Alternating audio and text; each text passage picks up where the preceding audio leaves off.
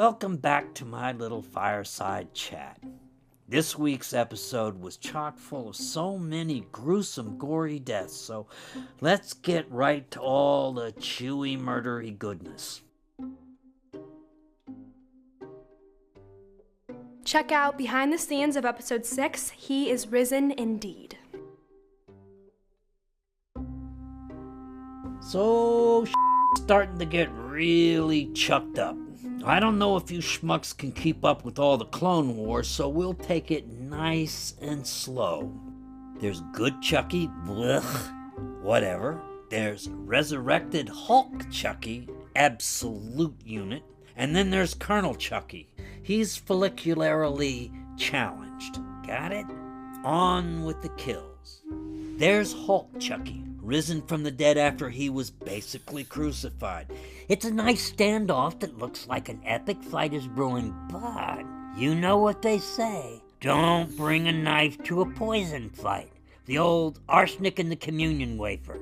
Classic, Colonel. R.I.P. Rest in poison, Hulk Chucky.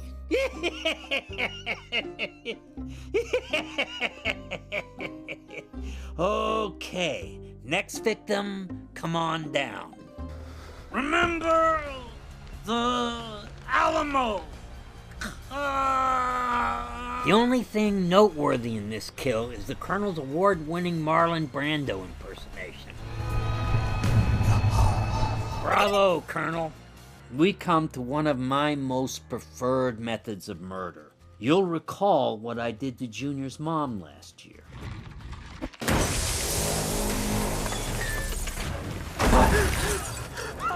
Do you think Good Chucky could possibly resist such an easy setup? What a bummer about Nadine. I was starting to fall for her.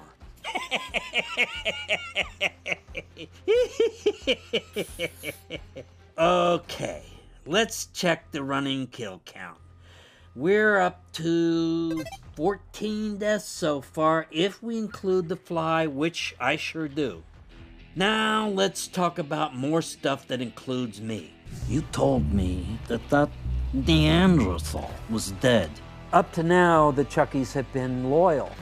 What happened with these three is they got on each other's nerves. So I think it's unique, but it's also chaos. Sometimes when we're playing with Chucky on set or it's between takes, his wig will be off. And we would just like see bald Chucky, and that in itself is this sort of arresting, weird, creepy, different image. It's like, oh, we gotta make use of that somehow. And so in the course of plotting out the season, Kim Garland suggested that we do Colonel Chucky. And then knowing that we could get Brad to do an imitation of Brando.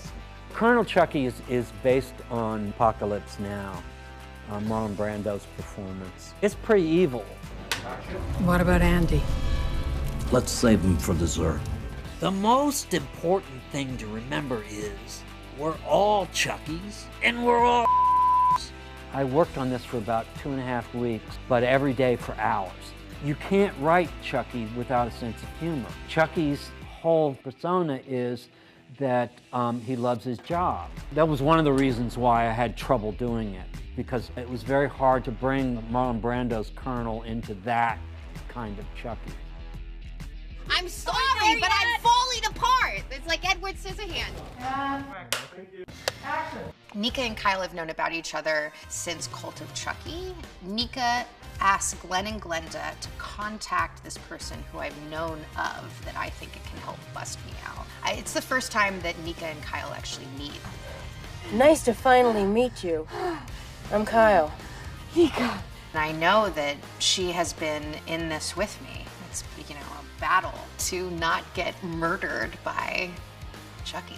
Kyle is relieved to find another adult that knows Chucky's real. Andy, so far, is the only other adult that she's aware of that knows what's really going on, how legitimate the danger is. It's a problematic trust because of the possession of Nika. It's a dangerous alliance to maybe enter into. It's still better than nothing. It was cool exploring the relationships between Glenda and Kyle and Nika because I was slowly realizing that none of us trust each other. All three of us are kind of working for ourselves, and none of us really know who to trust fully, but we're all in this really vulnerable position, eating breakfast and road tripping. So it's this really entertaining dynamic of, I have to be vulnerable with you, but like I won't. So it was really fun to play. Well, I guess the symbolism of Jesus Andy is kind of a no-brainer. It's not something I initially set out to do. It's something we found as we were plotting the story, because we had to, of course, answer the question, what happened to Andy? Once we decided that we were going to do this time frame where Andy was missing for a year, so his hair has been growing, he would be unkempt, what would that look like? And then, you know, the thought of Alex with the Jesus hair and beard was just too irresistible. When I read in the script that Andy was going to have long hair and a beard and be tortured for a long time, and it sounded exciting and fun, and I was really looking forward to it. Then you sit in hair and makeup for 2 hours, and then you sit on a hot set with greasy, dirty hair on the back of your neck. It was difficult. I think when we first saw him, we only saw you from the back, and we saw like the whole like hair, and like you were wearing this like jumpsuit. Who was this dude on set? Wait, who they let this? Security thought the same thing and almost kicked me off set. Really? Days, yeah. Who's this dude just walking around? And we were like, who is this guy? Yeah. Action, Nadine. Your godmother is here to protect you now. Like fairy godmother? I was Nadine's dad. I think never really cared about her. Yeah. Oh well, she's gone. I mean, she was a cute little ginger, and who doesn't love a klepto? Sorry, kid.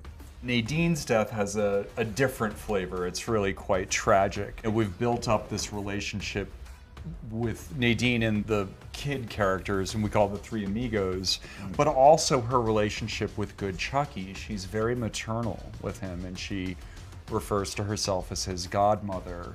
So then when Good Chucky glitches and kills her, it's such a betrayal. I feel like Nadine is such a lovable character that she was just too good to live for very long. She's too innocent for this franchise. Only those corrupt three amigos can. Yes. 3, 2, 1, action. Lexy has finally broken down her wall. She has finally let somebody in because she felt like she really understood her. And now she's gone too. It's so twisted. Well, I got to scream a lot, which was it's very nice. Got to release some inner demons or whatever. Also, the statue in which I lay upon was very comfortable. Surprisingly so. Oh, we had that statue made to specifications when we got your measurements first, and then that's very nice. Because we wanted to ensure your absolute comfort in death. That's lovely.